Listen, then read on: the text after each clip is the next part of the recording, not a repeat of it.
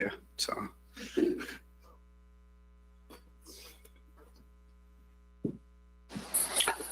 Everybody ready? Yeah, Mayor, whenever you're ready. So. Call the meeting to order of the Hutchinson City Council meeting for Tuesday, May 12th, 2020. Approve the council agenda. Any agenda additions or corrections? Mayor, Council, I don't have any additions or corrections for you. I'll move to approve the agenda. I'll second. Motion by Mary, second by Chet to approve the agenda. Any other? All in favor? Steve? Aye. Chad? Aye. Mary? Aye. Dave? Aye. Motion carries. Aye. Invocation, Mccloud, House of Prayer.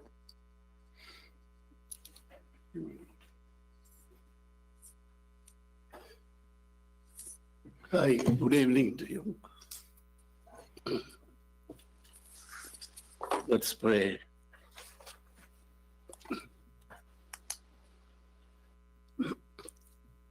Our Father who art in heaven, hallowed be your name. Your kingdom come. Your will be done in earth as it is in heaven. We thank you for all your goodness and blessings toward us and Hutchinson. We ask for your presence in our midst today as we pray and ask your wisdom, guidance, and favor be with our respected mayor, the administrator, the councillors, and with all respective authorities as they make efficient and timely choices for the safety and benefit of our city. Heavenly Father, as the whole world is reeling under the effect of this pandemic, as a nation and all our communities are also experiencing the brunt of it. Father God, we plead for your protection over us as we humbly call upon you. Deliver us from this evil. Help us to draw closer to you, Father God. We remember the dedicated doctors, nurses, the police, the postal and newspaper deliverers, and whoever is serving the communities and our nation unselfishly and faithfully. We thank you for these tireless workers. Bless them with your protection and strength. We pray for those who are jobless and for those who are sick. Lord God, send your help and quick healing. We call upon thee for our president and for all the federal and state leaders, that they will be protected and will guide our nation and states with wisdom and caution to give a safe and unprejudiced environment from everything that attacks us from within or from without. Heavenly Father, bless our educational institutions, hospitals, nursing homes, and businesses as they work to make Hutchinson a better place to live in. Especially watch over our children and the elderly. We ask this request in the precious name of our Lord Jesus Christ, your Son. For yours is the kingdom, power, and glory forever. Amen. Thank you. Thank you. Next is Pledge of Allegiance. I pledge allegiance to the flag of the United States of America and to the republic for which it stands, one nation, under God, indivisible, with liberty and justice for all. Next is recognitions of gifts, donations, and community service to the city. Does anybody have anything tonight?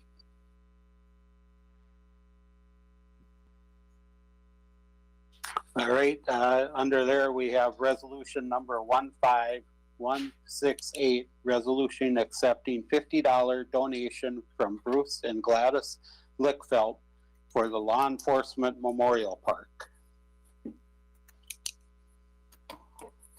Make a motion to accept.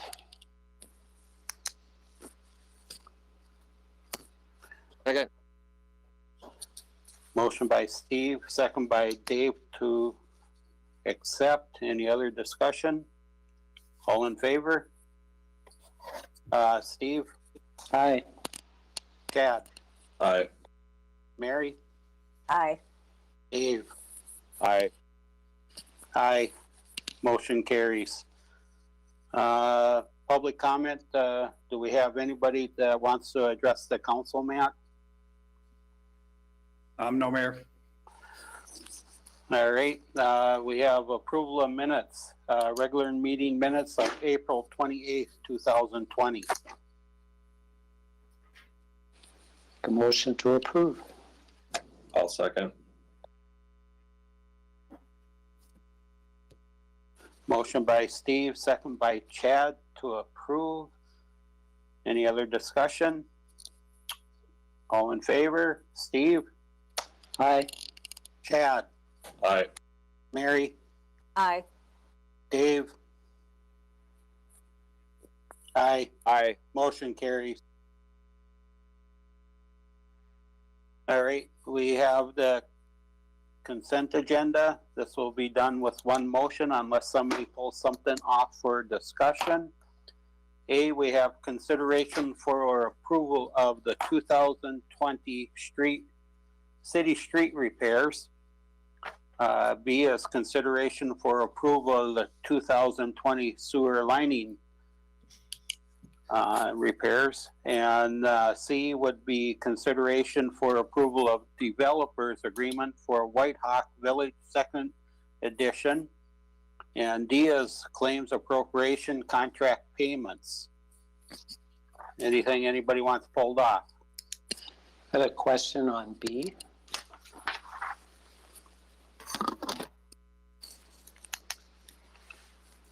I'll make a motion to approve the ballots. I'll second that. Motion by Chad, second by Mary to approve the balance. Any other discussion? All in favor? Steve, Aye. Chad, Aye. Mary, Aye. Dave? Aye. Aye. Motion carries. B, Steve. I don't know who's going to be there to answer.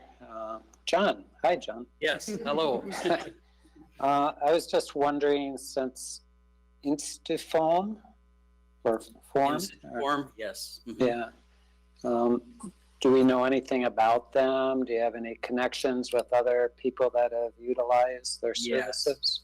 They are the industry standard for this. They invented it actually.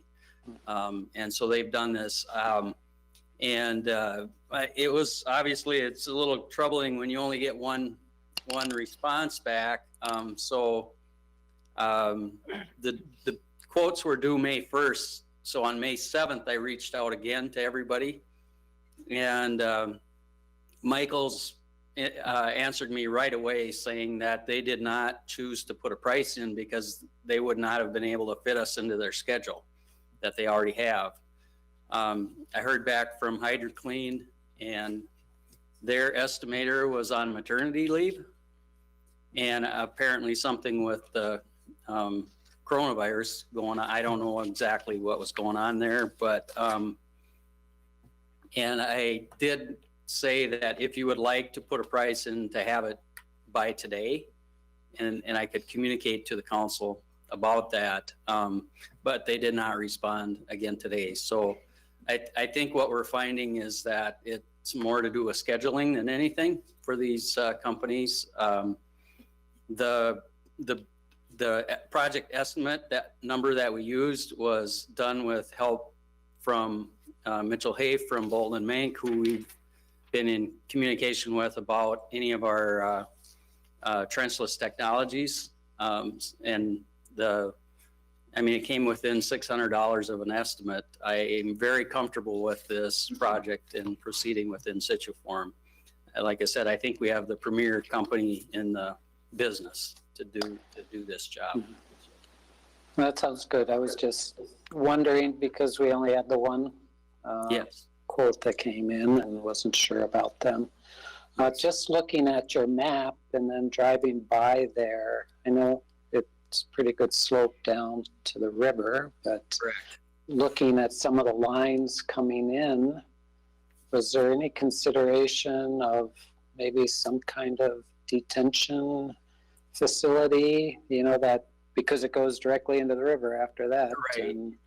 And I saw just going out there, there's one of Yeah. the properties that's actually for sale too. So Right. Right now, the detention spot is Walt Clay's yard.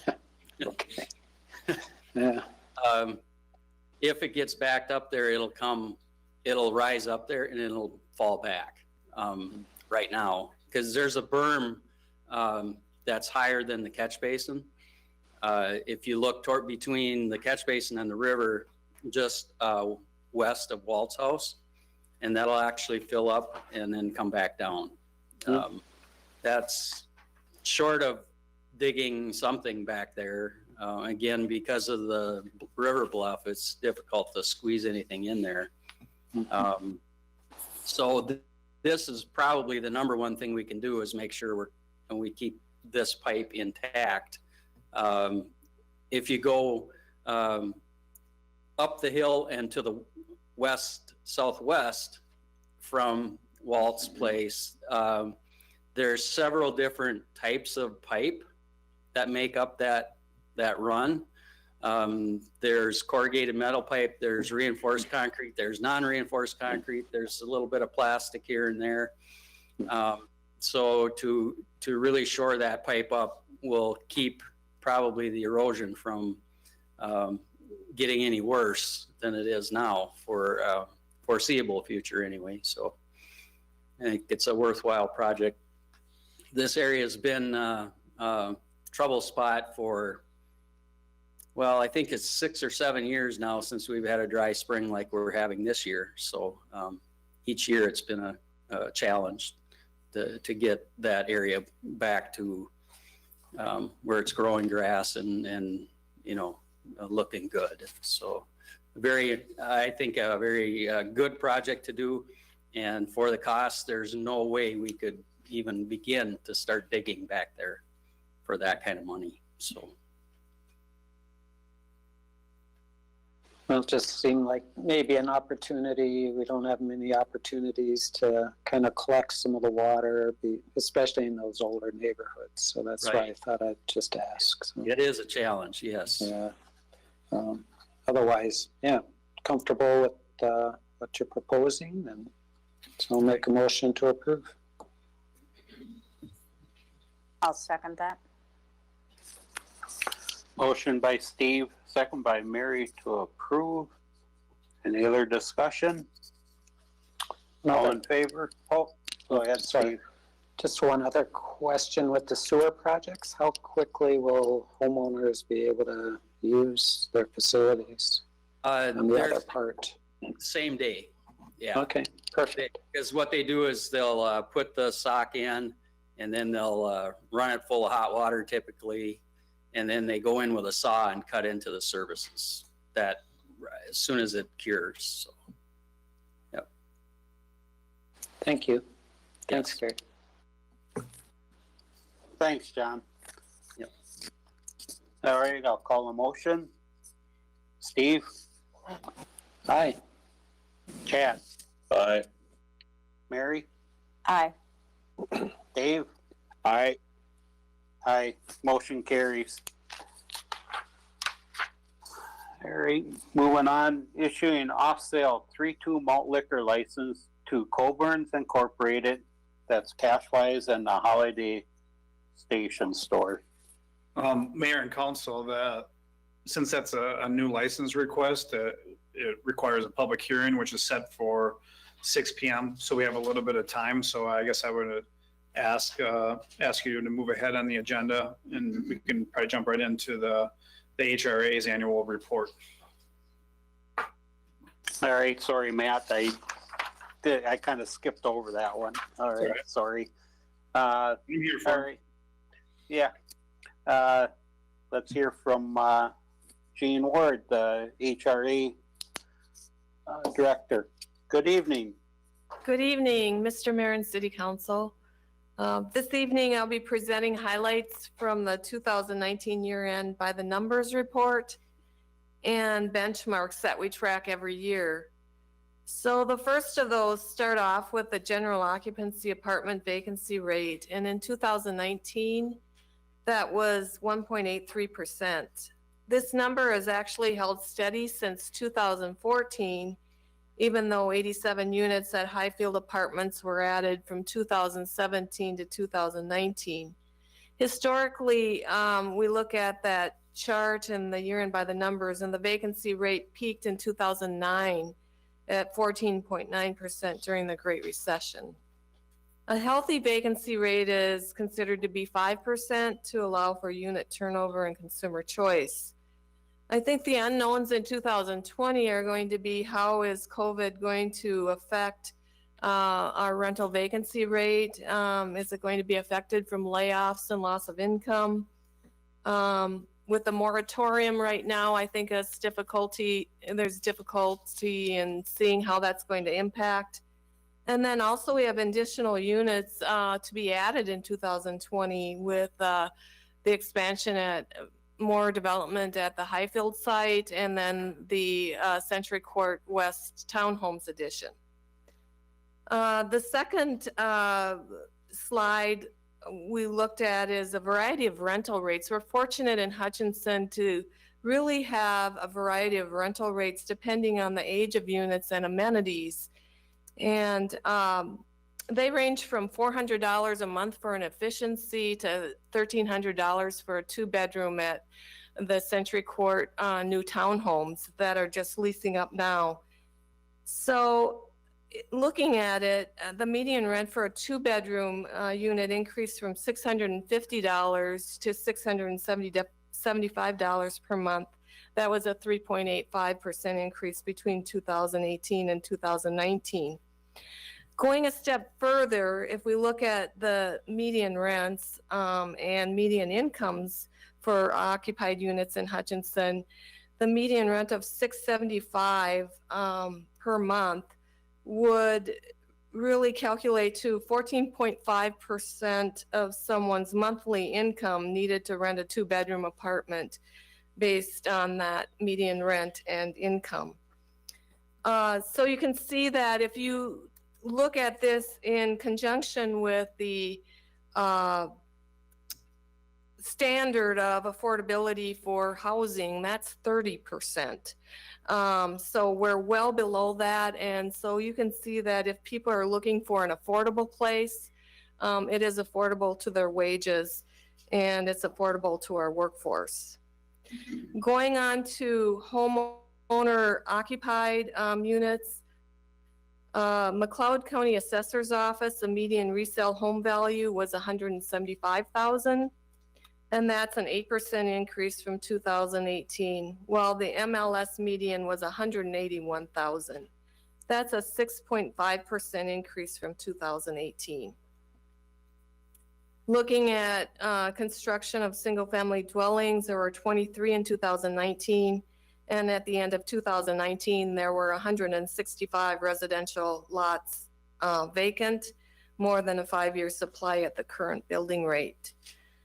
Construction was completed on the 3rd building in 2019 of Highfield. Foreclosures remained steady over the past 3 years with a range of 7 to 12 per year. And the HRA assisted 14 owner-occupied properties with rehab funding. DEED approved the Small Cities Development Program. That was delayed slightly due to Greater Minnesota refinancing that entire project. And that's now going to be closing in the next week, and construction's expected to start, sometime in June. HUD issued a commitment to enter into a housing assistant payment CHAP to transition from public housing to Section 8 PBRA for park towers, and that financing plan is due in July of 2020. The reason we're doing this is we want a more stable funding source. We want to know every year if we enter into a contract, how much exactly in funding we're going to get to subsidize affordable rents. And we think that will be a more stable source of funding.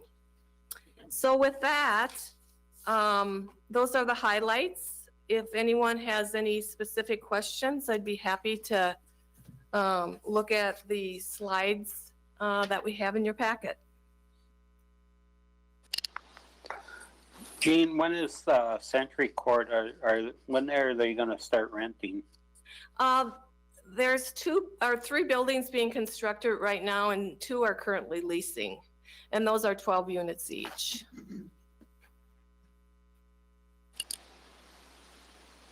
Gary? Go ahead, Steve. Hi, Jean. Hi. In that workforce grant that we received, and so far we haven't had any luck with getting people, that are able to take advantage of that. I was just wondering, is there a time limit as far as that has to be used by? Right, that's generally, that's a 2-year program, and we want to get anything going this summer, of course. What's happened with that is that the homeowners that were interested were referred to a lender, and they were not able to qualify for a first mortgage. And if you can't qualify for a first mortgage that's needed for the program, you can't qualify for the program. What people, I think what a lot of first-time home buyers felt, and this is my opinion on it, is that they wanted the for sale existing home rather than taking on more debt of a newly constructed home. Newly constructed home is $220,000 to $225,000. Even in this program, that's a modest kind of home. So, but if you sell, you have to pay that debt back. So if you're going to look at an existing home, your acquisition cost might be $150,000 to $175,000. So it just shows that construction costs are really high. People want value for what they're buying, and I think the best value right now is the existing home, and that's what's being told to us.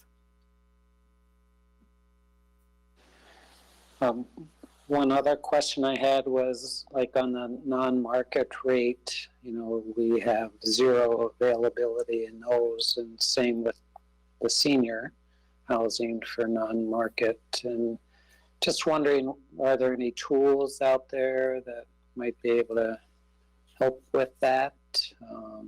I think with the TIF, when we did the original Highfield, didn't they have to have some units available that way? Or Yeah, no? They have to have a percentage of units have to be income qualified at those developments. For senior housing, Woodstone is currently constructing 38 units of senior independent living, and Prince of Peace is constructing 11 units of senior housing. As far as federal sources for subsidized housing, it's very difficult to get any of those programs. There just isn't any federal sources out there. Actually, the tax credit program has been targeted to general occupancy, so that's really hard to build senior housing with that unless they would open that up too. And that would have to be Minnesota Housing Finance Agency that did that.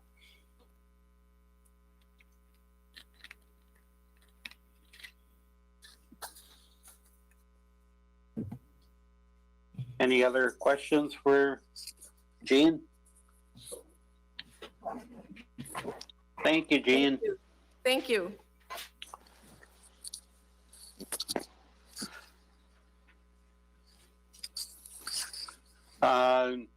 You want to go ahead with new business, Matt, or?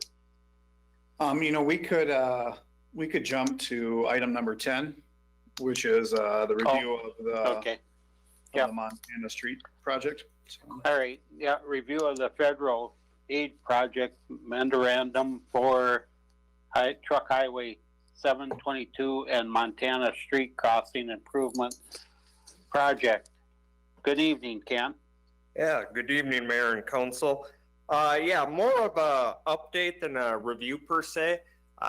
We've spoke about this project or the evolution of this project quite a bit over the years.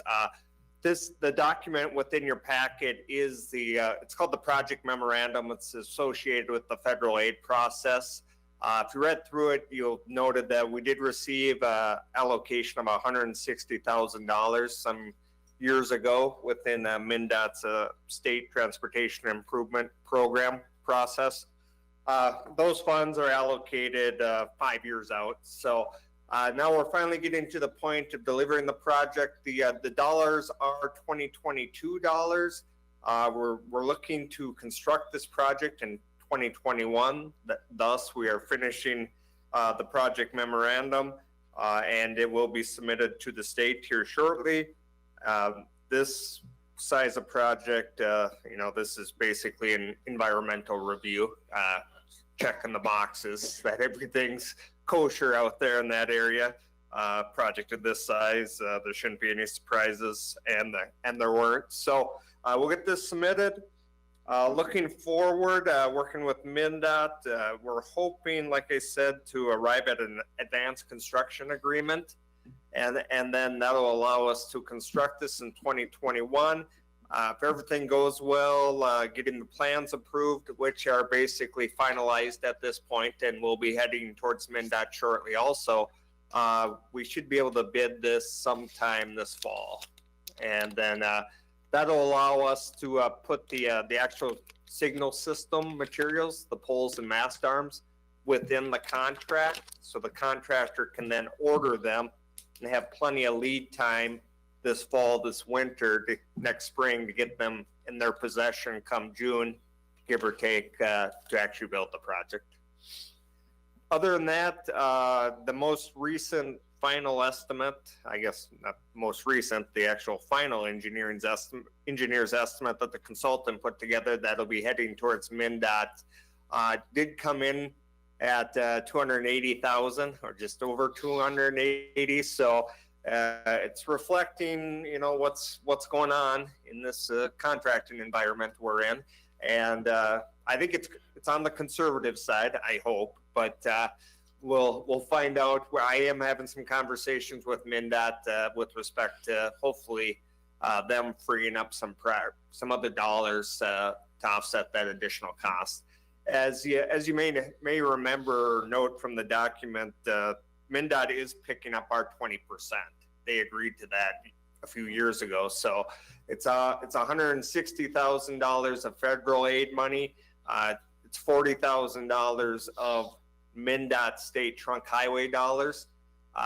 If it truly comes in at $280,000, we'll have an $80,000 question, I guess, to answer between us and MnDOT. But we'll keep proceeding, like I said, and hopefully have a bid come this fall. So Kent, this Hawk system is like the one up on Highway 12, correct? Yep, up there in Maple Plain. Yep. There's one up on Division Street in St. Cloud that's been there for years also. Yeah, other than that, there's a few of them down in Mankato, but yeah, there's some different versions of these systems, but those are the true Hawk system, truly a Hawk system that I know of in the area here. They do grab your attention when they go off. Yep, and it's a stop condition, you know, it's not just a yellow caution light, some like our push button systems where, you know, that's a caution light. This is actually a red light that requires a full stop. So regardless if anybody's actually making a crossing maneuver into the crosswalk, which is good and bad, obviously, you could have some playing around with it, I guess, for lack of better terminology, where, you know, somebody's pushing the button, but they're not actually crossing and it's a red light, so thus it's a stop condition. So, but yeah, it's all safety driven, obviously. Any other questions for That's all I Kent? have. Thank you, Kent. Yep, Thanks, thank you. Kent. All righty, we'll go back to the public hearing, issuing off sale 3-2 liquor license to Coburn's Incorporated. That's Cashwise and Holiday Gas Station Store. Yeah, Mayor and Council, do have a permit in front of us for consideration of that 3-2 malt liquor license. This, since this is a new permit request, it does require a public hearing. And so, Mayor, I guess I would ask that, unless there's any specific questions at this point, if you wanted to open that up to any public comments regarding this potential license being issued. All right, we'll open it up for public comment. I would note, Mayor, that there's nobody here to address the council.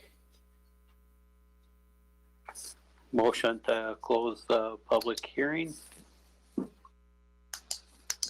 So moved. Second.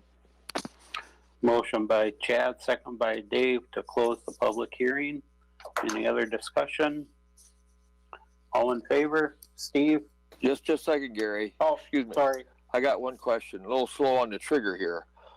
When you have sales like that on off in a public area, does it require an age limit as to who can check that person out? Gary, isn't your action just to close the public hearing, then we can get into discussion after that? Discussion. Oh, okay. All right. Fine. All right, Steve, Aye. Chad, Aye. Mary, Aye. Dave? Aye. Aye. Motion carries. We'll discuss in discussion now. Go ahead, Dave. Well, my question is how do you address the age of the individual taking the making the sale in either or in the Cashwise and or the Holiday Station? Does it not make a difference, or is that just because it's an open sale thing in a store that doesn't make any difference what age it is, age you are? You're talking about the sales clerk that would be Yes. checking somebody out. I believe, Yeah. Is it 18, Melissa? Or is it? I think that's only for serving on sale. Okay. Yeah, we'd have to look into it. I think there's only an age requirement if you're serving off sale. Otherwise, they'd still have to be trained to check licenses and anything, just like any other retail store. Mark, I don't know if you had, if there's anything I that don't know you, off the top of my head either. yeah. I guess we don't know off the top of our head at this point, so.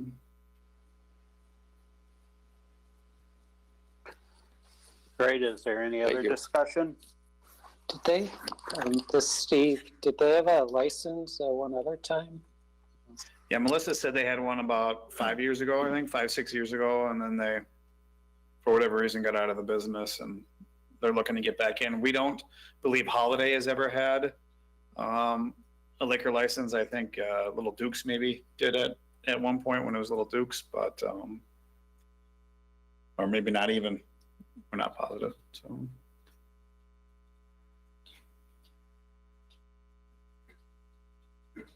Okay, so Any as far as Dave's question, that's just something that they would have to be aware of or made aware of. Yeah, I mean, they'd have to obviously comply whatever the state law requirements are, whether that's someone needs to be 18 or whatever to sell alcohol. So what is that? Sorry, Mark? It's 18. Yeah, so according to Mark, state law does state someone needs to be 18 to sell. So they would just have to make sure whether it's somebody that's handling whether it's at a gas station or checking somebody out at Cashwise, that individual is at least 18 years old and obviously trained to do so. Isn't that a little bit of a oxymoron? You have to be 21 to buy booze, but you only have to be 18 to sell it? I can't answer that question. Don't make sense. All right, any other discussion? All right, moving on. We have no unfinished business. We have to Oh, vote. so you We take have a motion on whether or not you're going to approve the license. to make that yeah. a motion. I'll second. Motion by Steve, second by Chad to approve the license. Any other discussion? All in favor? Steve? Aye. Sorry. Chad? Aye. Mary? Aye. Dave? Sorry, nay. Aye. Passes 4-1. All right. Sorry, I thought we did that already, but we just closed the public hearing. Matt, you're not close enough to hit me, so. I'll virtually All get you, so.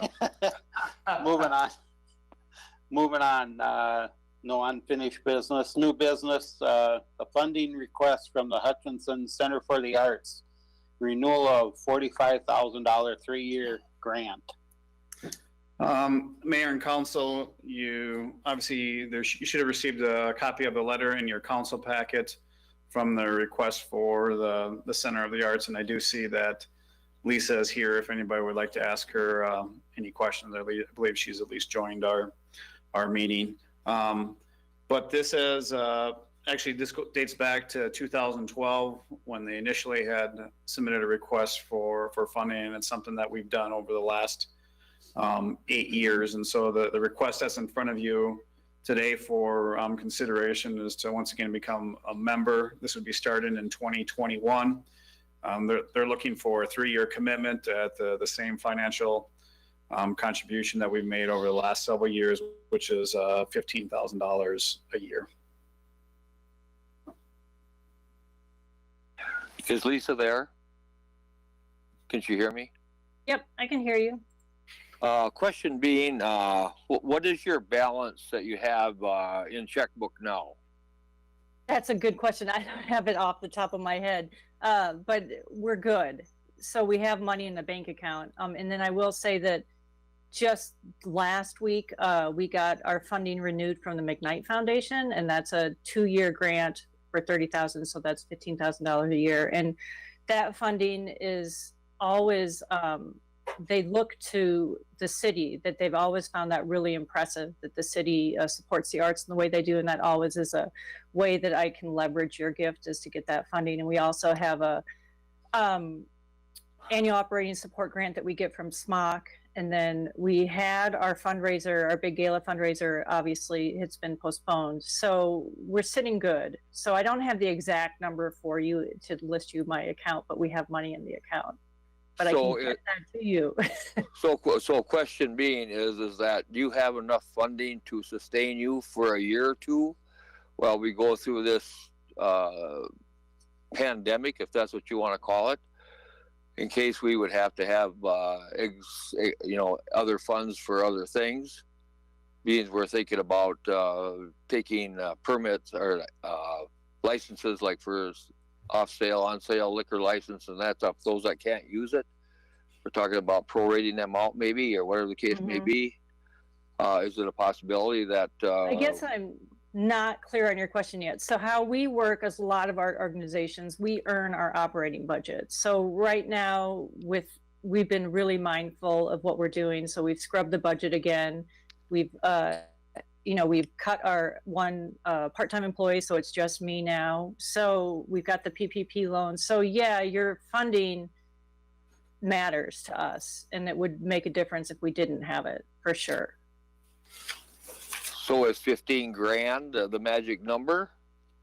Or is 10 grand the magic number? Or is 5 grand the magic number? Magic number is 15 a year. I would say that, part of your question, Dave, too, is, when you bring up, the refund or proration of some of the license fees, that's general fund related, as well as any other operating. This money is coming from the Community Improvement Fund, which right now has $2.6 million in it that's available. So that's why it's always been the funding source for this use. And originally, when the funding got started, first, the city through Park and Rec is a member of the Center for the Arts. And, when we talked about it, and Dolph concurred that, for $15,000, per year, we're really, we couldn't offer as a city or through Park and Rec, arts related programs like what the center does for that same $15,000. What we're able to do, as Lisa mentioned, or they can leverage our contributions to help get other grants, to build on that. So you're using the funding basically to leverage other grants. Is that what? Am I hearing that correctly? That's one thing we do with it for sure, is that I hold that up to other funders and say, look what our city is committed to the arts, and that helps them realize that their investment is going to be a value and used properly. But the funds from the city are definitely our general operating expenses is what we use them for. But for sure, I always mention that the city supports the arts. Lisa, I Yeah. think you need to maybe reiterate that you do a broad spectrum of everything at that arts center. It's for the Yep. young, it's for the middle-aged, it's for the elderly. I mean, I think some people don't realize exactly how much you do at the arts center. So I think that just needs to get out there.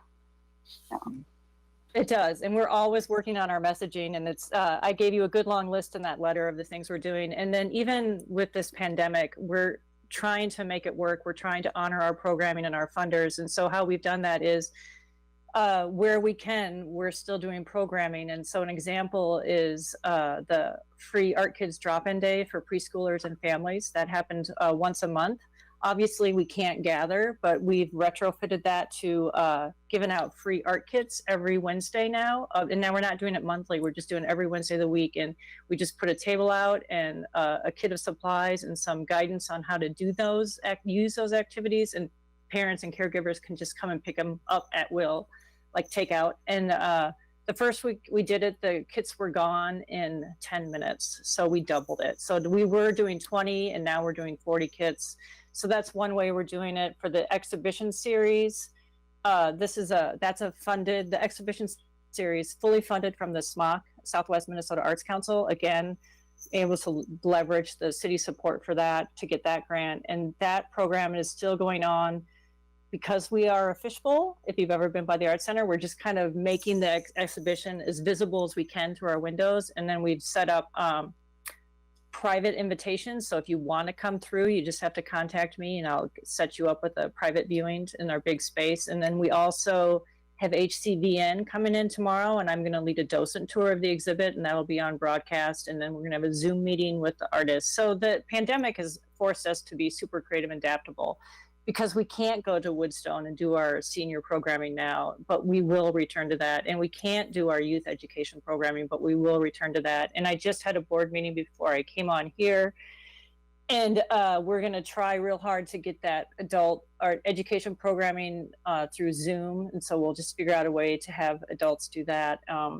We make it accessible. So the one thing I started is it's really easy to give tuition support, right? That's it's not a hard thing to do, but you can't always get there. So we make sure the kids have travel vouchers. So if transportation is a problem, we make sure they get there. So I want to push it more, but I've only ended up using about 15 tokens a year, but we have it. If anybody needs a ride, they get a bus token. So that's how we're doing that. So we're doing a lot. We go to when we can, we go to the farmer's market and have a make and take station. We work with the library and have events at our place, and we do stuff over there. We did a cool project with the Historical Society this last year where a photographer came in and took pictures of different scenes of cities in Mccloud County, and that was on display at the Art Center. So we really do have a lot of fingers and a lot of pies. Does that help clarify?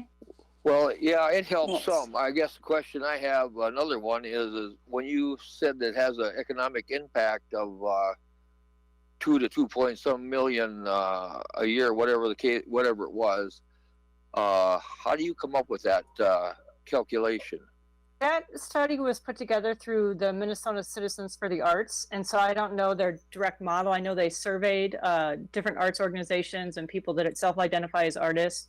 And they have a pretty good record of study on that. So it's more about how when someone comes to view the arts, how much money they might spend. I know for our exhibition series, we get a lot of people from out of town for that. And then we also get some local people, obviously. So that's how I think they did that.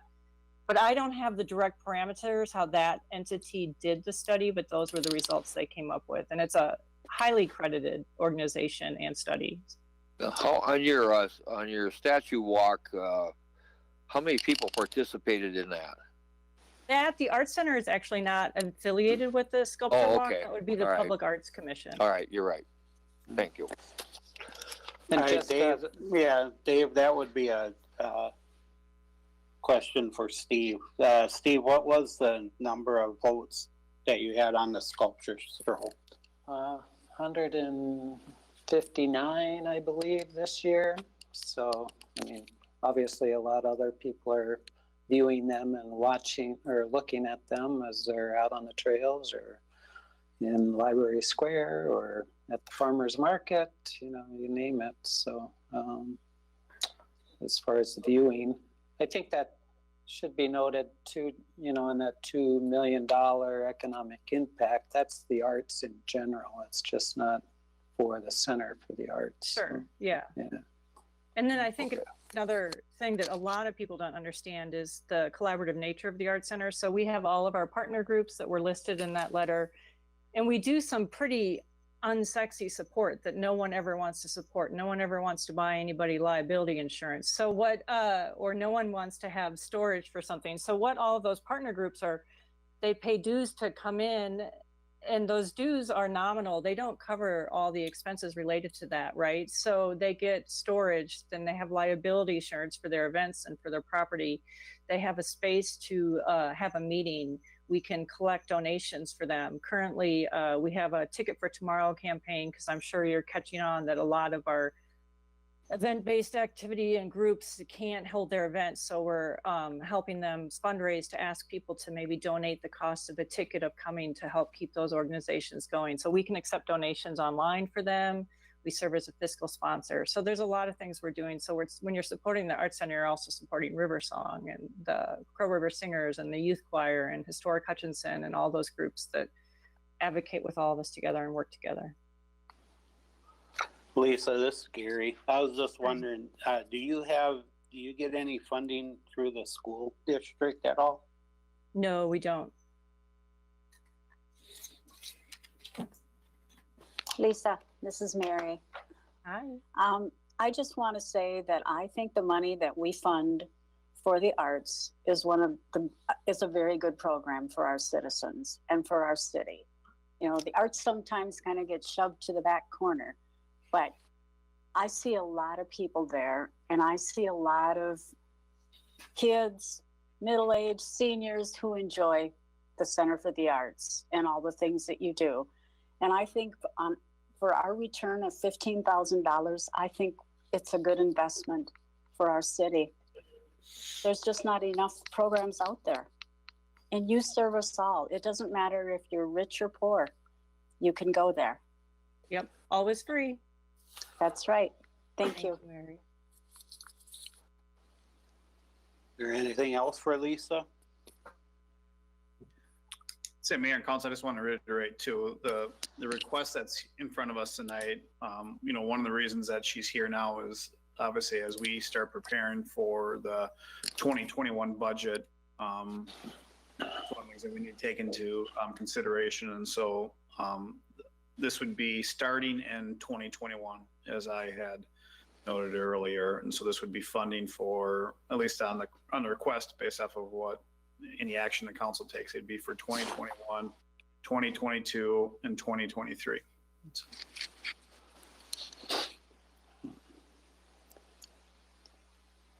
I would just note one final thing. The request that we've been funding is $15,000 a year for every year. So we haven't increased that over the time, for inflation or whatever. So, that 45,000 that we started with would be like 50,000, almost 51 now. So, when you look at it that way too, we're even getting a little better bang for our buck in return on that. But the center is also looking for other funding sources too, to broaden their reach.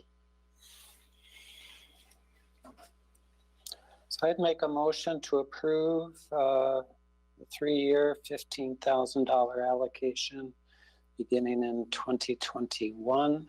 That would come out of the Community Improvement Fund. I'll second that.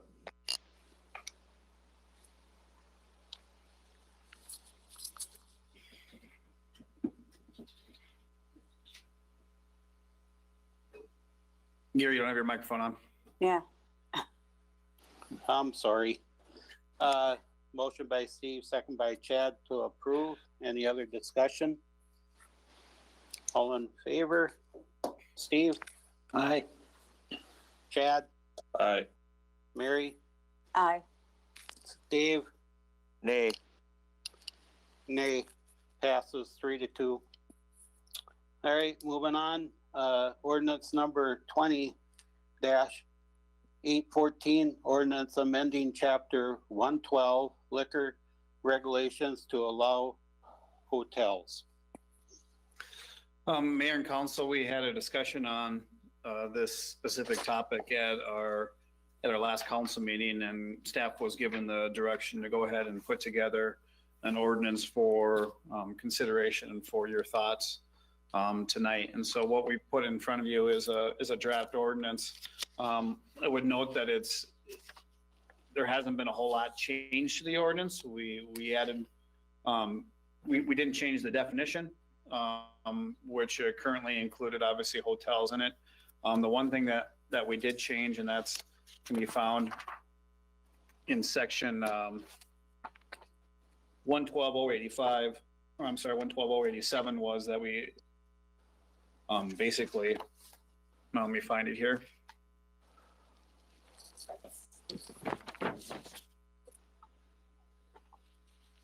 Essentially, we've added hotels to the allowable list of those that can receive an on sale intoxicating liquor license. A couple other things I do want to at least highlight was that our on sale license do have the option to sell, I guess, outside of their site if it were to be at like a sporting event or a cultural event, or to cater, but we have not included hotels in that list, noting that at least based off of the discussion that we had at the last meeting was that there was a desire to simply allow them to serve alcohol within their establishment to the guests that are coming and going within that. And so that's a couple things that both clubs and restaurants can currently do. And one thing that we didn't touch on at our last meeting that we probably should have is, I think it's important for the council members to keep this in mind, is that we have a municipal liquor store. And so because of that, it does limit the amount of on sale intoxicating liquor licenses that we can issue and to who we can issue those to. And because of our municipal liquor store, we can only issue to to restaurants, clubs, and hotels. That's what's allowed by state law. Currently, our city ordinance only allows for restaurants and clubs. And obviously that's part of the reason behind the request that came in for the hotels. But sometimes we have conversations just about bars or other entities that may want to try to do something. If you want to say that's the downside of having a municipal liquor store, I guess that's fair, but that's just something to keep in mind. Another thing that came up at our last meeting was questions in regards to food. And what we've currently left, and especially when it comes to the definition regarding hotel, is what the state has stated. And as I shared in my memo, you can be stricter than state standard. I guess that's probably more of a conversation piece for the council. But currently, state law is pretty vague when it comes to food. There really doesn't say anything about food. It just states that they need to have a dining facility that's open to the public. And so I don't know if there's any specific questions that you may have in regards to what we put together for the ordinance, but obviously myself and staff is here to answer any of those questions.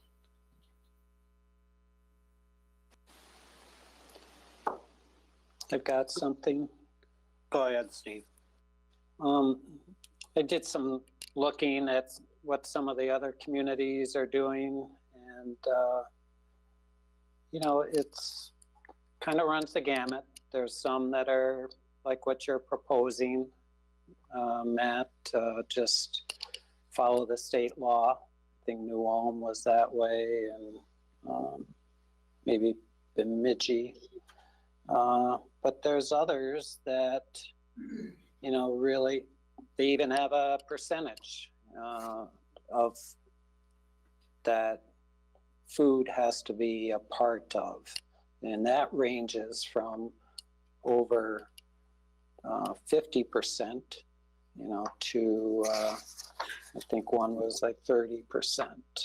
Others require kind of an understanding or a business plan be submitted, and what's the menu going to be. So that really, in essence, they're trying to clarify what that food element is, because as you noted, the state law is so vague.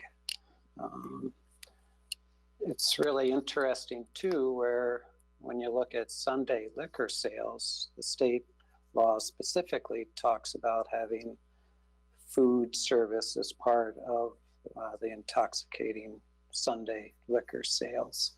Not a percentage, but just that food has to be provided. So I think, again, I'm okay with doing something. I just think, we should take a little more time and kind of clarify what the expectations are for food. This isn't just for Cobblestone, who is the applicant or requester here in this situation. It's going to be for all the hotels. And I just don't want people providing microwave popcorn in the dining room. I think, we can expect more than that. We expect more than that from our restaurants. And why shouldn't we expect a little bit more and be fair that way? So that's it.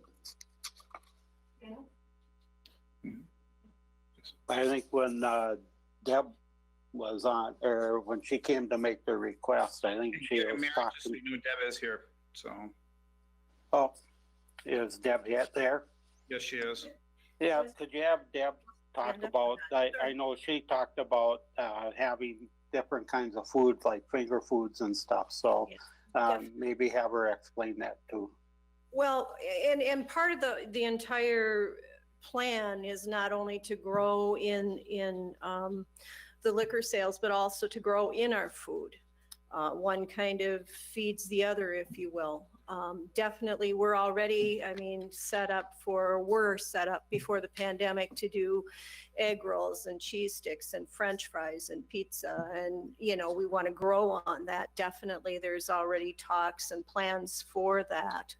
And so food was always part of the consideration as growth, along with requesting the ability to sell strong liquor.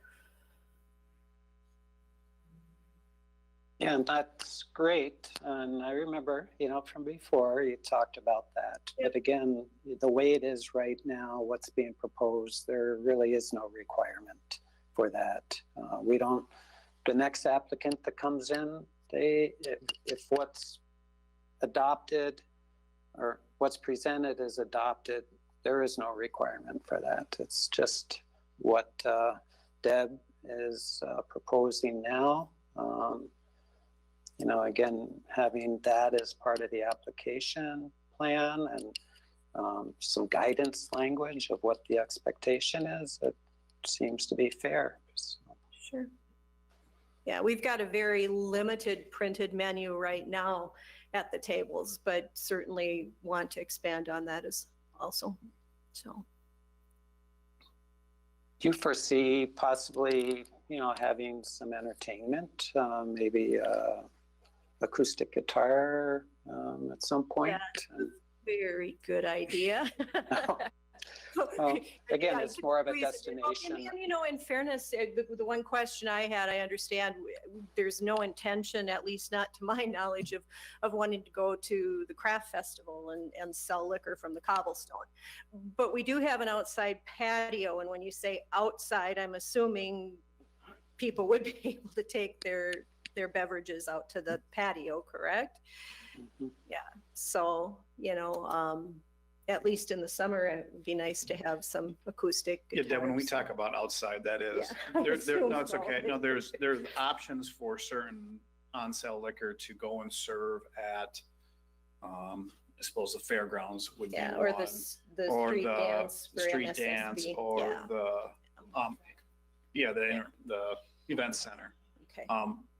The way that the ordinance is currently drafted, that would not be allowed for hotels to go and do that. That would obviously be an option the council consider. And I guess to speak to Steve's comments, you could add a percentage of food as a part of the ordinance requirement like we have for restaurants. Obviously you can expand upon the ordinance, and that's, I think, part of what staff is looking for is, we put together, I would say, the basic ordinance.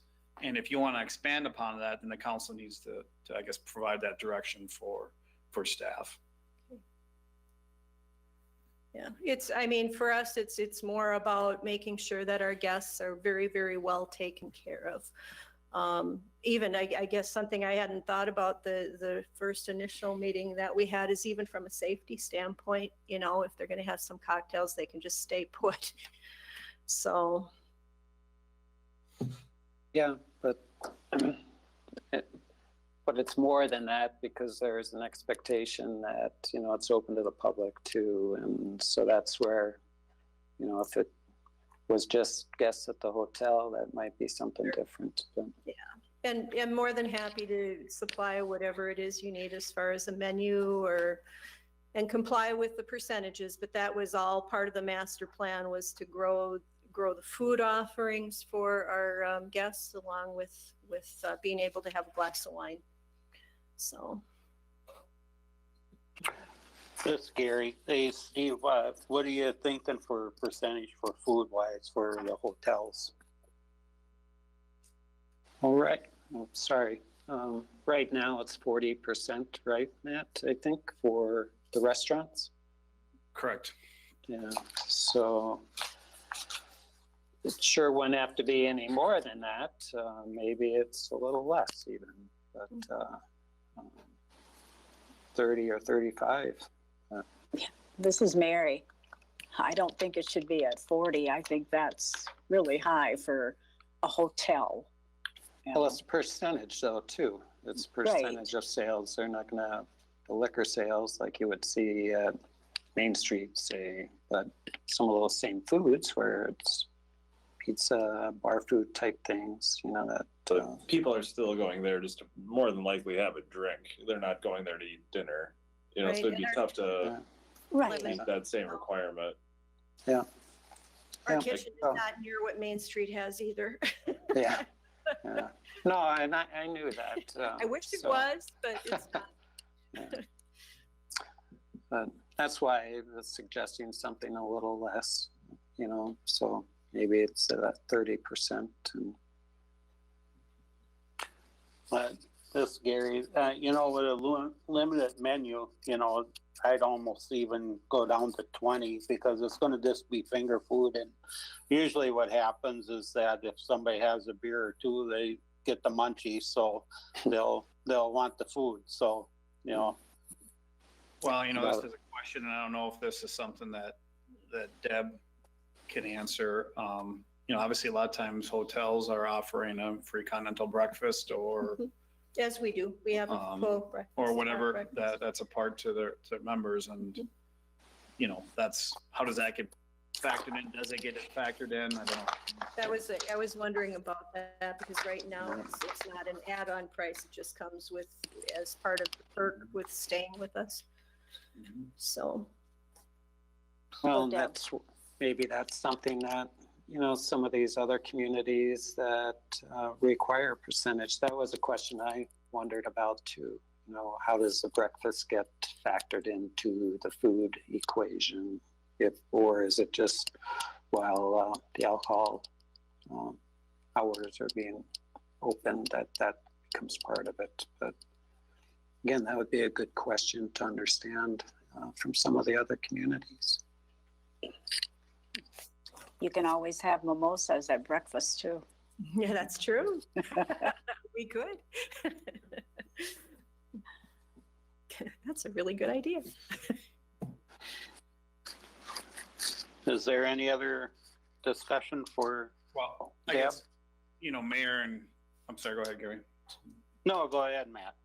No, I was going to say, I wasn't sure. I realized you were just referring to Deb, but the question I have, and that's what staff is, we're looking for whatever direction the council wants us to go. I mean, you have it on tonight for the agenda or for consideration.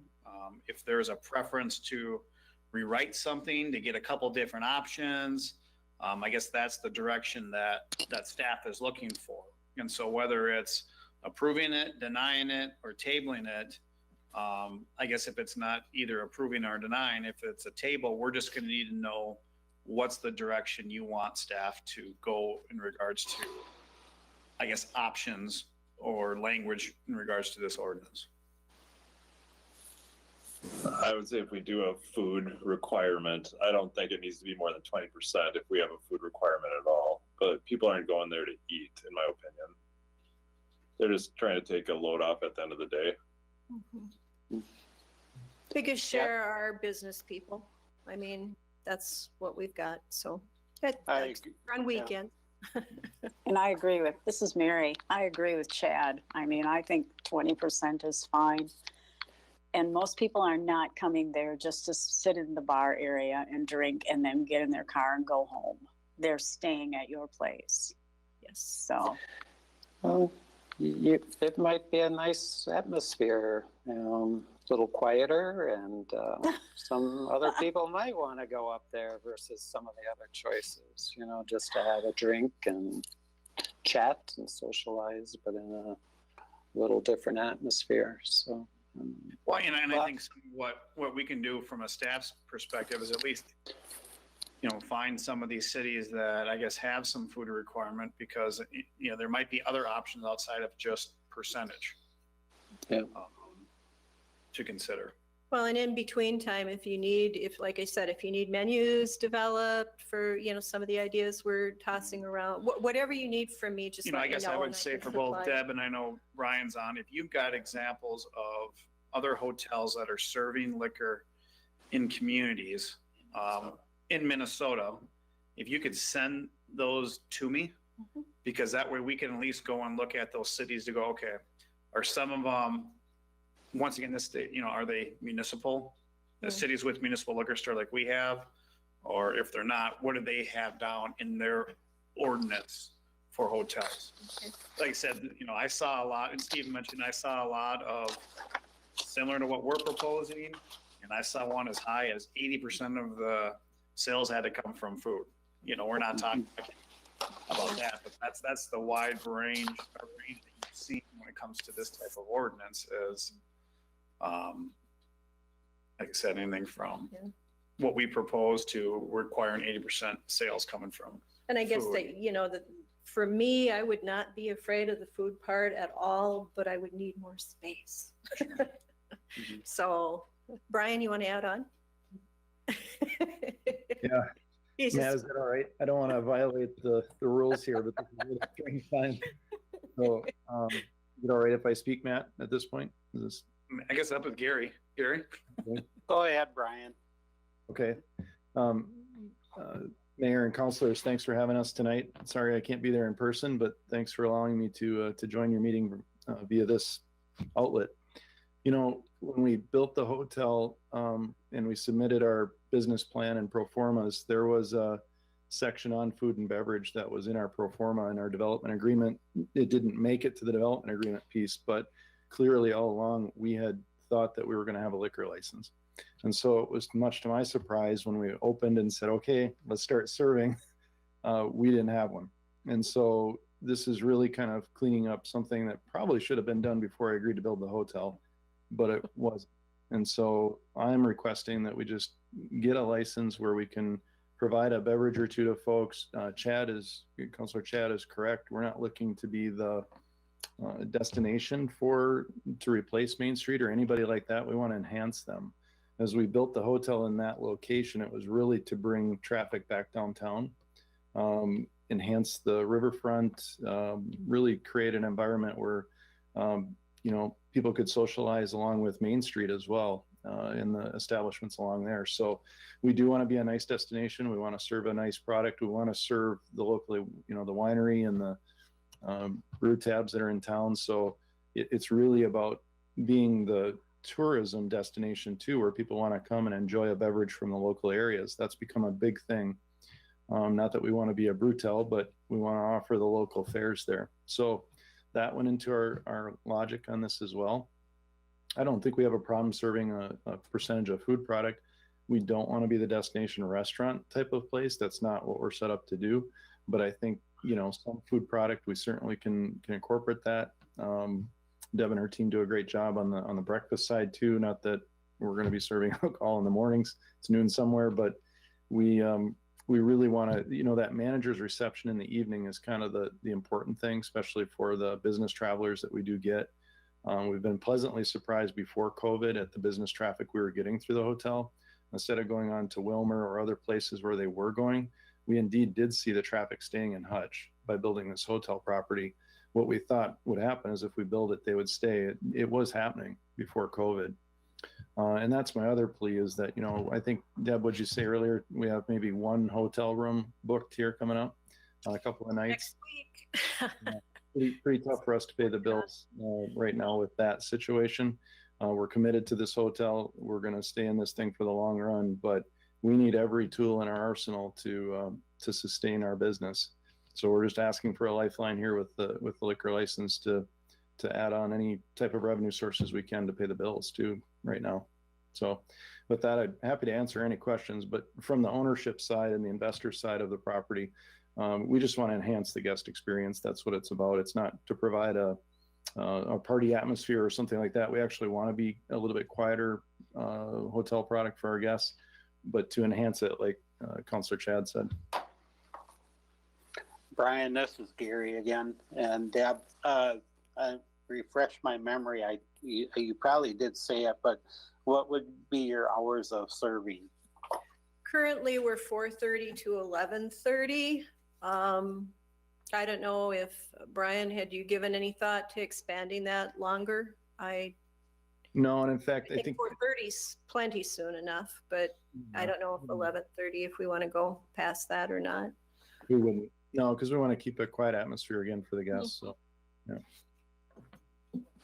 Are you Thank thinking you. about Sundays at all? Yeah, Well, we do get some of our business travelers, a lot of them come in Sunday night, you know. Because that's a prepping for the separate week. piece. Yeah.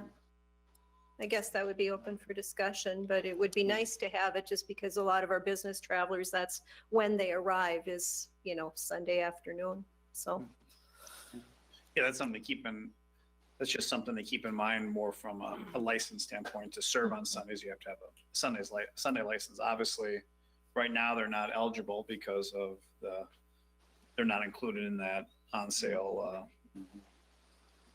ordinance, so.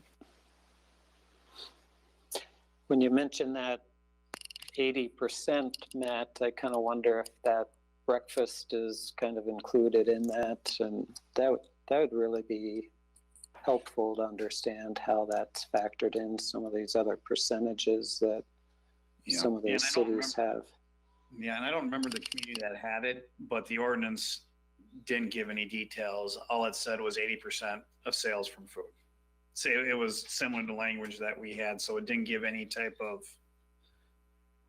explanation on how they calculated that. Again, I go back, I'm in favor of doing something, but again, it's just not this restaurant or hotel. If we change it, it's hotels, so it's any of the other ones too that might have an idea to do something. This is Dave, Deb. On your breakfasts are complimentary though, aren't they? Are they They not? are correct, yes. So I don't know how that could figure into food as far as sales to liquor. That'd have to be. The only thing is if maybe those hotels were considering a portion of what the room rate was actually the included breakfast. I don't know, I guess. I don't. That would be similar. It's complimentary no matter how you look at it. One other thing I noticed in some of the other ordinances for the hotels was that there was a requirement that there was no public display of the alcohol outside of the hours that sales were allowed. So, I think it was just reading it and thinking about it, it must have been more of a security thing where it's not accessible if somebody wanted to grab something. No Ours staff is in, member was there. sorry. Yeah, go ahead. Ours right now are in locked coolers that the staff has keys for. There are some bottles on display above the bar, if you will, but it's behind the bar Yeah. where staff is at. So, Yeah, I think, and again, maybe that's something to understand better, but how accessible is that? And is that a potential issue then? Late at night, nobody might be around. So. but it's all locked up at night, just so once the bar is closed, it's locked, and then all the coolers are locked as well. But you said that there's bottles on display up higher behind the bar? Those get locked up. Oh, those do too? Yeah. Okay, all right, Yeah, good. and the bar itself is locked. All entrances, the only way they could get into the bar after it's closed is to hop over the front desk. Okay. And tackle the front desk person. Well, again, here we're talking about other hotels. Yep. So having some thought out would be helpful. Yep. All good questions. All right, so do you just want to table this and have Matt redo some of it, or what's your pleasure, I guess? I would like, maybe some of these questions to be answered and looked at, and we can hopefully make a decision at the next meeting then. Does that have a request then that either, like I said, either then it gets denied or simply gets tabled? I'm thinking about tabling this for now. And then we could revise it, is that correct, Matt? Yep, what we would do is, we would probably provide some options for the council for consideration. So, for the next one, it might be, here's the general ordinance, and then when regarding to food, here are 3 options or whatever that the council could consider as adding to that language. So then you could essentially consider that a first reading. I guess when you think about food also, maybe ask, like you have meetings up there, Deb, and I don't know if food gets provided for them, how does that get factored into the equation possibly? Currently, the meeting room, if you rent out the meeting room, you're welcome to bring in catered food or your own beverages. We don't do provide. that. Okay. Yeah. But again, for food calculation, if some other people want to do something at some point, again, just understanding the different nuances of that and what goes into that would be good. So I'd make a motion to table it if that's okay. I I'll will second second it. that. Or Gary, you go for it. All right. Motion by Steve, second by myself to table it. Is there any other discussion? Call a motion. Steve? Aye. Chad? Aye. Mary? Aye. Dave? Aye. Yeah, I said aye. Yep. Got it. All right. Thanks, Deb and Brian. Yeah, like I said, Deb and Brian, if you guys have any other cities out there that are selling, if you can get those to me, that'd be great. So, All right, moving on. Resolution number 15169, resolution authorizing issuing pro-rata license fees.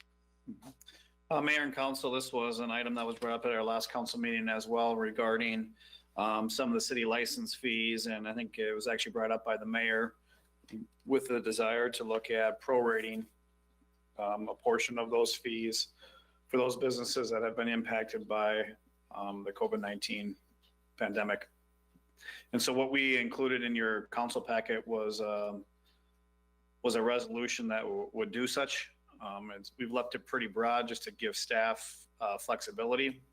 But just, I guess, I noted that we don't really know what the financial impact is just because we don't know how long this would last.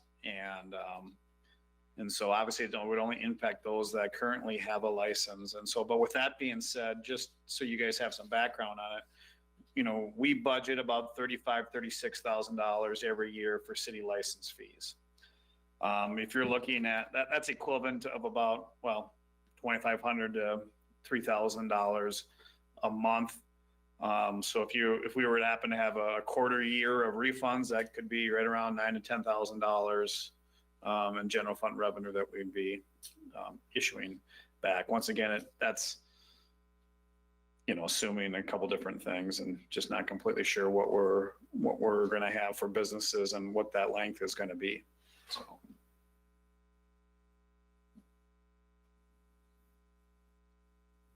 Well, I just thought that, it's a big impact on people that pay a license fee and don't get any revenue in during this time that they're shut down. So that was my thought on it.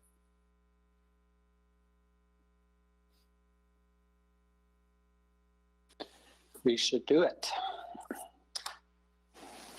Agreed. Agree. All right, well, can I have a motion to do that? I'll make a motion to approve the resolution authorizing the prorated license fees, resolution 15169. I'll second it. Motion by Mary, second by myself. Call a motion. Steve? Question. Oh, sorry. Go ahead, Dave. Question would be is those that are shut down, is that the part of the prorate is that those are the shut down? And I'm going to use Sonora's as an example, just because they closed the doors when they were told to close the doors, and they have not opened since. So are they entitled to more of a prorate than established? And I'll use Main Street Bar that is apparently being able to serve out the back door X amount of liquor out the back door. Is that prorate going to be different, or is everyone going to share like?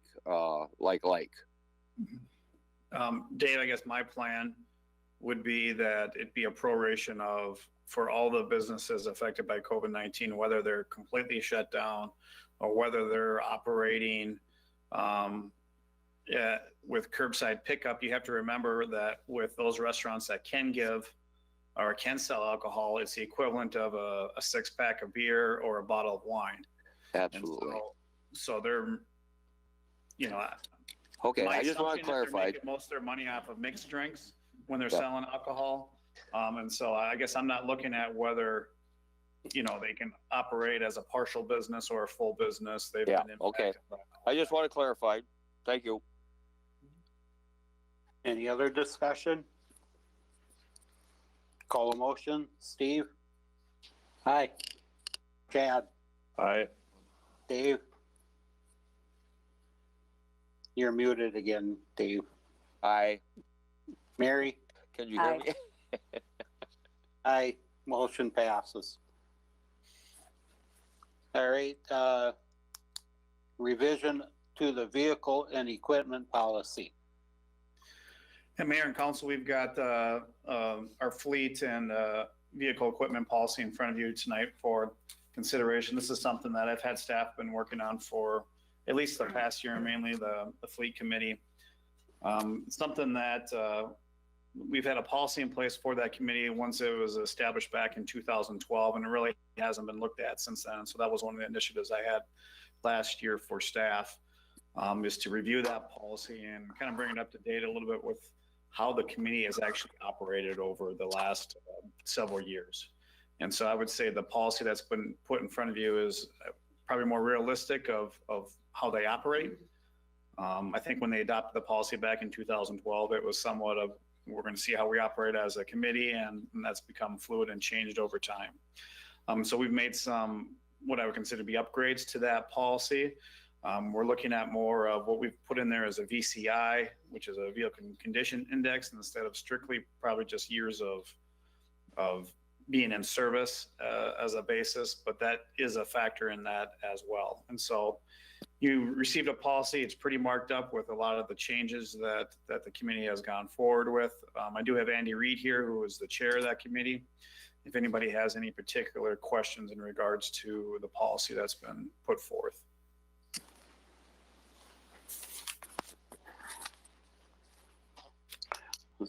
Anybody have any questions for Andy? Go ahead, I Steve. do. I think looks really good. Though, I wonder a little bit on the score, just for the replacement part, Andy. As I looked at it, just took some arbitrary numbers, but if I had a vehicle that was 15 years old, had 100,000 miles, so that's like 6,700 miles a year is all. That's 25 points right there. If it's routine duty, that's just a number, that's 3, that gets us to 28. And if it's in average condition, that gets us to 31, which talks about needing to be or eligible or immediate replacement, and then even if the lifetime costs aren't that much. So just wondered if, looking at it from some of that, if some things could be tweaked a little bit. And I know there's different types of vehicles too. The heavy trucks, you adjusted some of the expected lifetime, extended those out, which is good. But I don't know how you compare like a dump truck or snowplow type vehicle versus, a sedan that staff might be using. So. Yeah, it's kind of tough to compare the snowplow to a sedan. What we did last year is we were looking at these VCI variables. We had each department take the calculation back and run some of their vehicles through the numbers. And I think for the most part, they were working decent. I'm sure there's some that we have to tweak as we go along. The one area we're going to need to really look at are the engine hours. I think there's maybe a little discomfort with some of the departments behind those engine hours, but we're going to see how it plays out. The one piece that I don't know if you mentioned, Steve, when you were putting in your numbers is the repair and maintenance cost. Plugging in some of those gets you a few extra points as well. But the one thing to consider too is our fleet differs between departments. We have Hatch department that has their vehicles in a cold storage, I believe most of the time. Other departments, Park has theirs in cold storage. Engineering, for example, they sit out behind city center every day of the year in the sun and the snow. So their trucks might be a little more beat up than a Park's truck just because of the elements. And those are items we talk about at the fleet level as well. But what we're really striving to get to with this new policy is to be looking at a VCI as our basis for replacement. Rather than just years of service. Just keep in mind, the years in service is a huge component of the VCI. You know, and I'll just add too, and Steve, I think this is the difficult thing. There's not an exact science to it. And I'll highlight the fire department, for instance. And let's just go back to their replacement years. They might say a fire truck needs to be replaced after 20 years. Well, they get 15 years into it and they go, this is running really well. There's not a need for us to replace it in 20 years, so we're going to push it back to 23 years. And that's what I think the VCI, that's what I'm hoping that this will be as a guide, that we might get into it. And the VCI might say it's 32 and it needs to be replaced, but staff goes, it runs like a whistle. There's not a need for us to replace it. And we'll push it back. And I would say we've had a history, at least in my time of being here, of doing that with the equipment. You know, just because the replacement year said 10 years didn't mean that we didn't try to push those out to 12, 13, or 14, if that makes any sense. I get that. And those numbers that I talked about, Andy, I didn't include the maintenance because that just would have added other points. But my point was that I was trying to make was some of these more, they're meaningful numbers, but we are already getting to the replacement point without even looking at the maintenance history of it, which would have pushed it over even farther. So, are you trying to align the VCI more with the service age or not? Are you trying to substantiate the two? I think service and, you know, the costs that vehicle might be seeing, you know, might deserve greater weight, I guess, than age or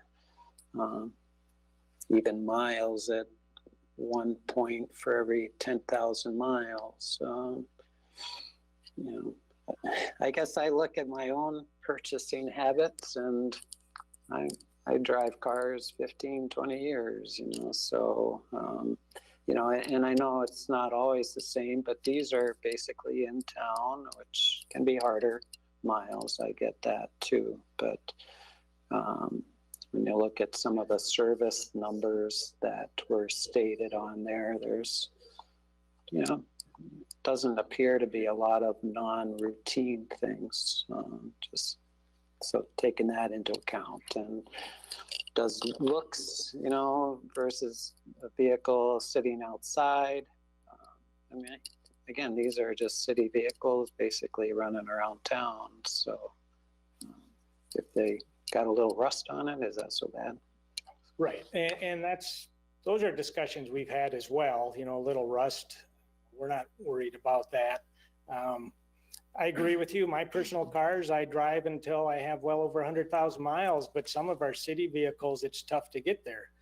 And they're critical vehicles for our city needs. So the VCI might be a little skewed towards the service age than the mileage. We may not get there just based on the mileage, but for a lot of these vehicles, they may need to be replaced more so on the age than the miles, just from the way they've been used. Yeah, this is Gary. I agree with you. You know, there can be a vehicle that maybe has 50,000 miles on it, but you take a vehicle that's got 100,000 and actually they're better off because how they were used and how they were taken care of. So, it's kind of a hard thing to do, trying to figure out, where to replace them and where to keep them. Right. Well, Right. and that's, Oh, I'm sorry, Steve, go ahead. yeah, and I guess that's where some of the maintenance is. How many times were they in? That was another factor.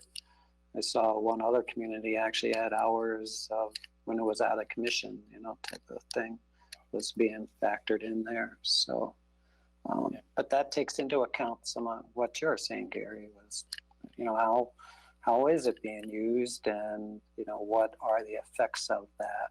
So. Well, I think we all know people that we would never buy a car from. Well, the other thing too is that we're trying to balance is that like I said, there's not the exact science here on trying to balance of putting money into a car that's not worthy of putting money into it as well. And that's, I think, part of this whole formula is trying to balance all of that is, what's that threshold of where we start putting money into something that's not worthy of doing that. So like I said, I don't think there's an exact science. We're trying to get this as close as we possibly can, keeping in mind that if a vehicle's 20 years old but runs just fine, that doesn't mean we're going to replace it because the VCI says we need to, just like we weren't going to replace it if the mileage says we need to.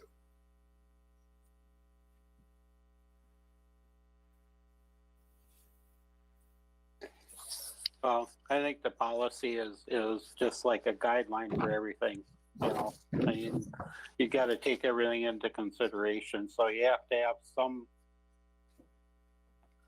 something to go by. So I just had two other questions, if I might. One, I saw in the disposition section, number 4, talked about the possibility of retaining a piece of equipment that actually a replacement was purchased, and that would have to be reviewed by the fleet committee. Just wondering why, if we agreed to replace it, why would we keep it after the fact? Yeah, we had several of these in the last couple of years where we replaced them, and then we looked for them to be disposed to update our inventory sheet for one, and then they never went away. So from one standpoint, it's a record keeping.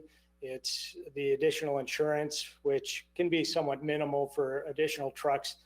But the one thing we want to make sure of is when departments come for a replacement and they say this truck needs to go, it no longer serves our purpose, then why are we keeping it in other departments? Or why are we trading it to other departments? Why are we using it for someone else?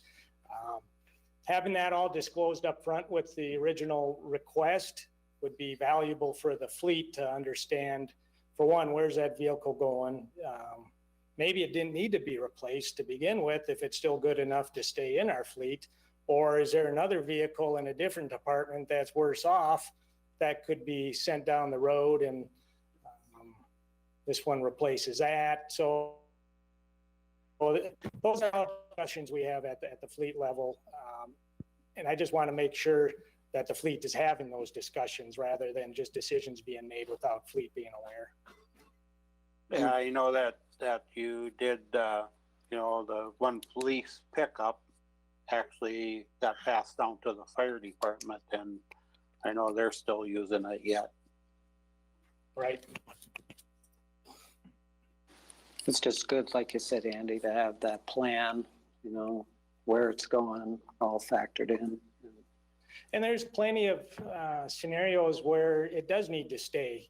Talking with Randy Carter at the Parks Department, they need vehicles for their summer seasonals, and sometimes they don't have enough. So they may replace a pickup truck in the spring, retain the old one through the summer, just so their seasonals have it to use, and then they dispose of it in the fall or winter time. So, yeah. The last question I had was on the energy efficiency, calculation or comparison. How would that be looked at? And I guess one specific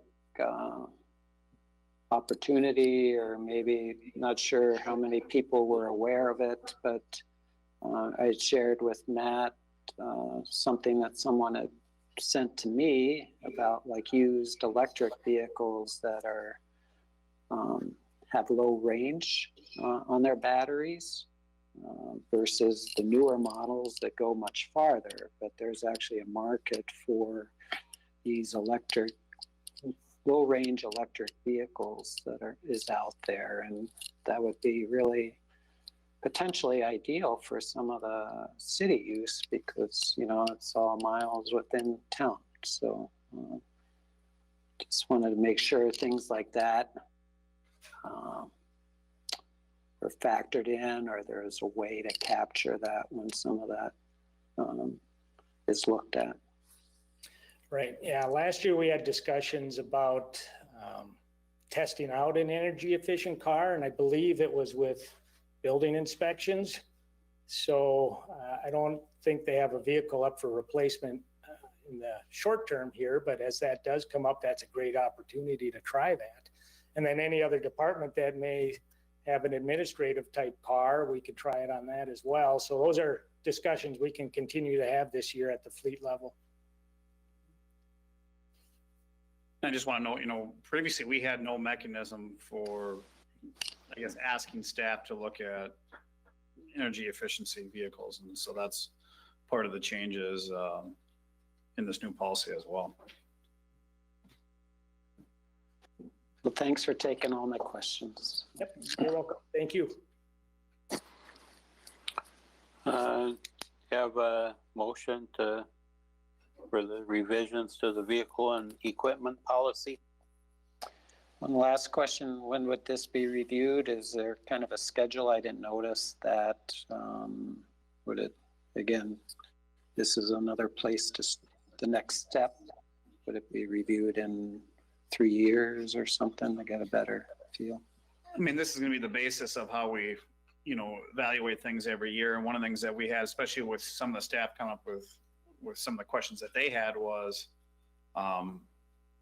as we jump into this new, how do we know if this is the right path for us? And so I guess to answer that question, Steve, it'll be reviewed every year specifically by staff as they kind of move through this process.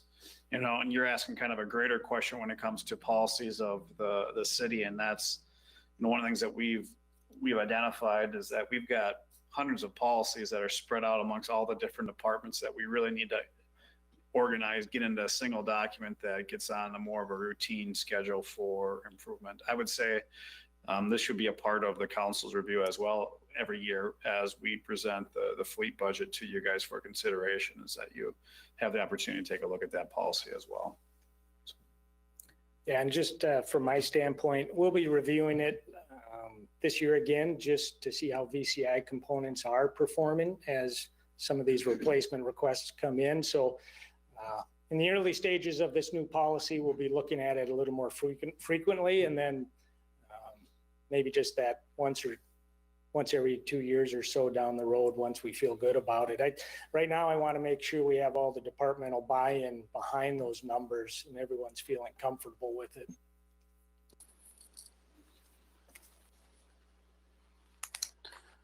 Make a motion to approve.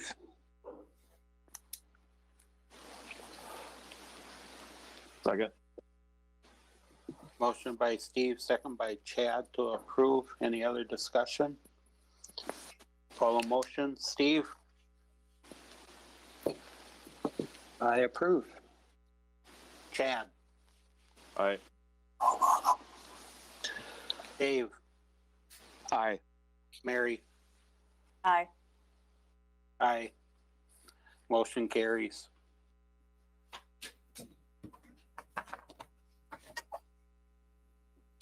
All right, moving on, setting budget workshop for May 26, 2020 at 4 p.m. Obviously, this will be a little bit different than what we've done past years, potentially with situation that we're currently in. And so we're planning, or at least staff's planning on doing a virtual presentation to the city council with our annual kind of budget kickoff meeting here at 4:00. One of the things that we're working on is kind of hopefully be able to show you guys at least a budget projection on where we're at with the city right now in regards to what's taken place the last couple of months. And obviously a topic for discussion will have to be the state budget deficit.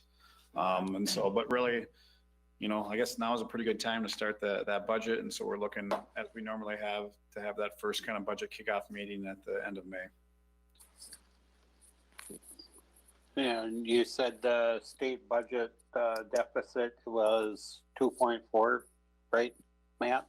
And that's what they came out with, as a $2.4 billion deficit for the next budget biennium. So.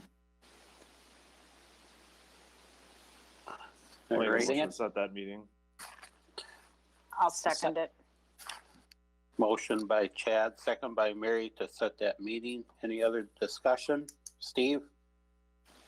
Just, is Andy still around? Yeah, he is. Had a question for him later on, so thanks. I'll tell him he can't go anywhere. So. He's really in lockdown now. Governance, we have meeting, maybe I should, did I call that motion? No, I didn't. Steve? Aye. Chad? Aye. Dave? Aye. Mary? Aye. Aye. Motion carries. Governance, we have EDA board minutes from March 25th, 2020. Andy, Andy have anything else for us, Matt? No, but I think Steve's got something for him, so. Yeah, I guess one area that I can see where, you know, this whole issue is affecting or going to be affecting us is on our sales tax, and just wondering if you're starting to see any effects on that, Andy.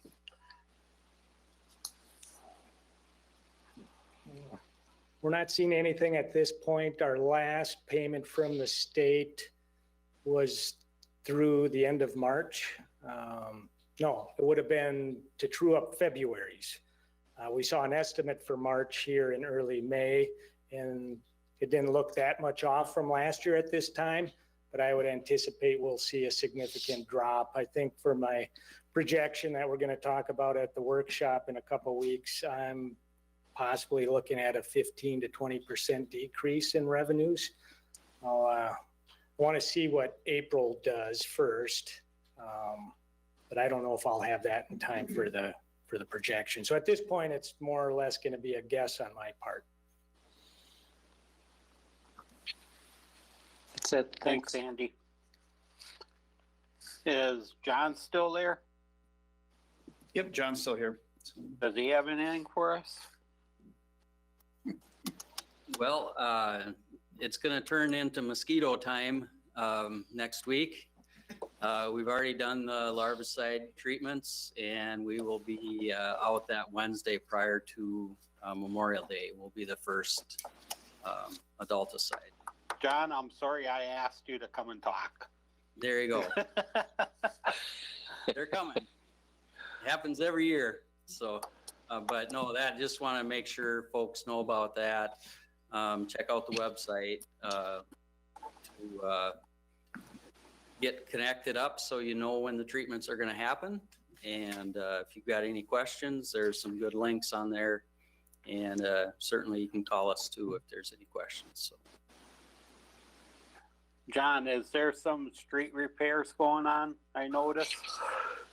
Yes, there's what we're doing as city staff. We've figured out that the most effective way that we can spend our time and our effort are on streets that are in I'll call it good and adequate condition. Those make for very cost-effective repairs that our own staff can do. And so we've been in pretty much all over town in the roads that we looked at roads in that category and then dropped them down into further categories. So we're through about a fourth of the streets already that we had identified, which is pretty amazing. And the staff is doing all of the work. All of it's done ourselves. We'll go in, we'll mill the defected area, come back, tack it, and then come back and patch it back a couple of days, depending on the weather. So far the weather's been very good to us. So we're actually quite a ways ahead already in May, doing things that we didn't get a chance to do until early August last year. So we're feeling pretty good about where we're at and where we're headed. So, and then the other street, of course, we'll be having the overlay on South Grade Road coming up.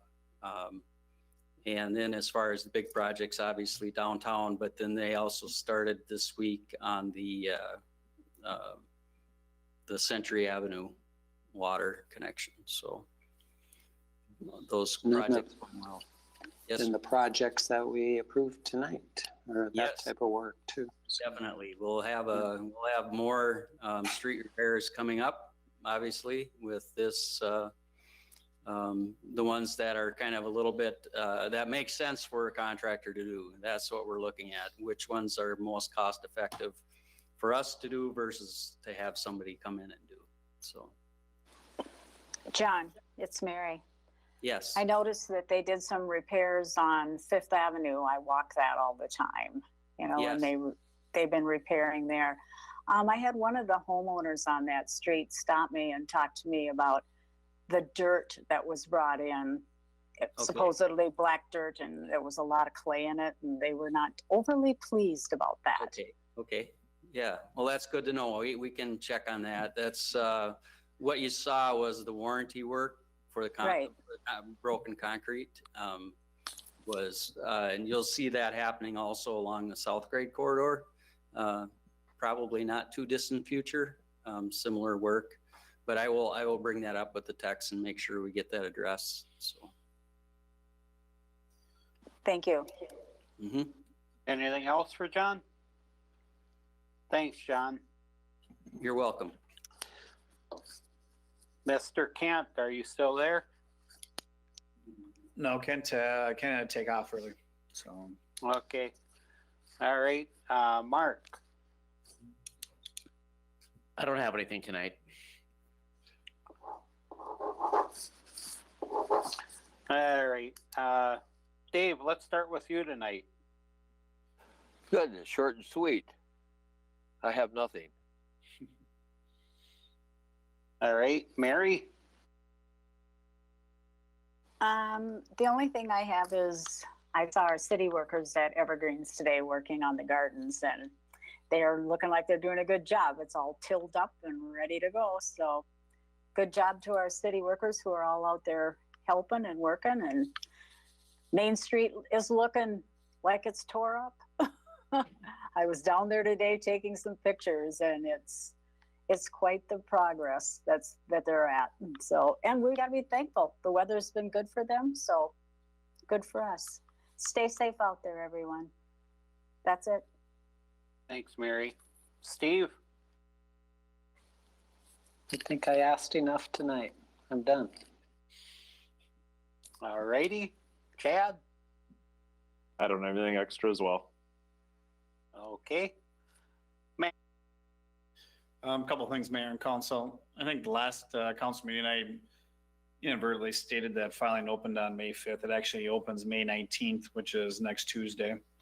In preparation for that, based off of, I guess, popular requests and a couple of emails I received, I am going to be hosting my So You Want to Be a Council Member workshop again. I'm actually going to be holding it on that 19th from 6 to 8 p.m. It'll be just a virtual presentation that I'll do kind of some question and answer session. And so I've already had a couple people sign up for it, which is great. But I know that information's out there. If anybody is interested, they can just call the administrative offices and I'll get you signed up for that. And then on top of that, we did reschedule the spring cleanup for Saturday, June 27th, which is the end of June. I think we originally had that scheduled for mid-April or no, actually, yeah, mid-April or mid-May.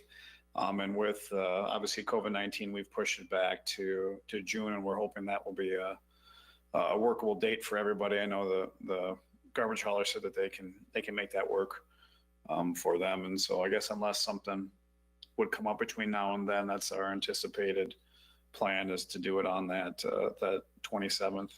And then the last thing, because I know there's been a lot of questions directed, I think even to some of you, we're holding off on the aquatic center. We have not made a decision on the aquatic center. We're kind of taking it week by week.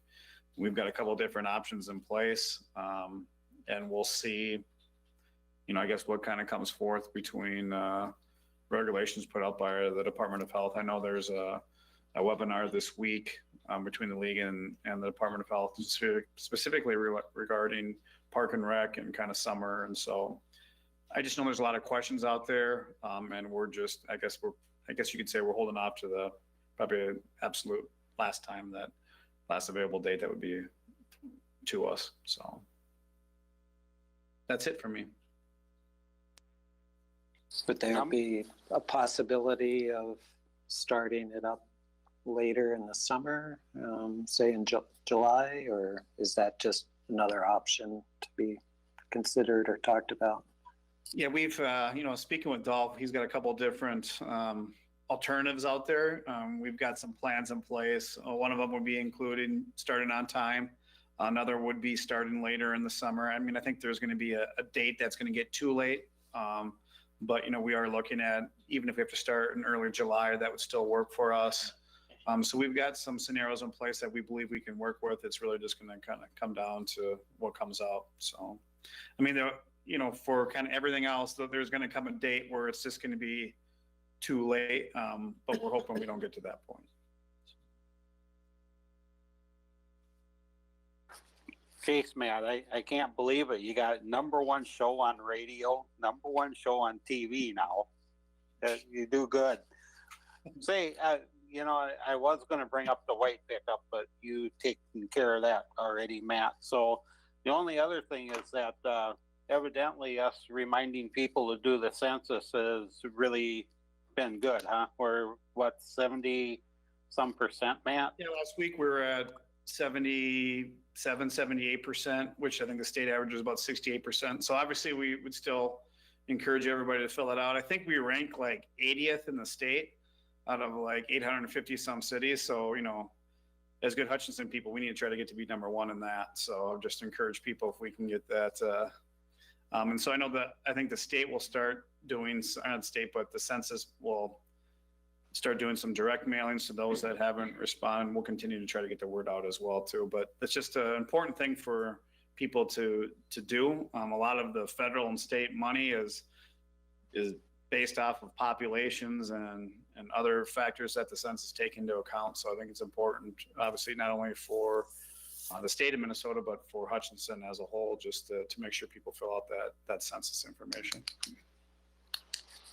All right, thanks, Matt. Just want to remind everybody, try to help out all the people that are shut down.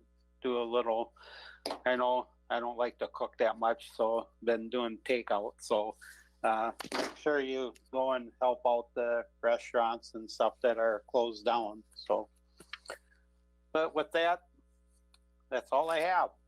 So, Motion to adjourn. Second.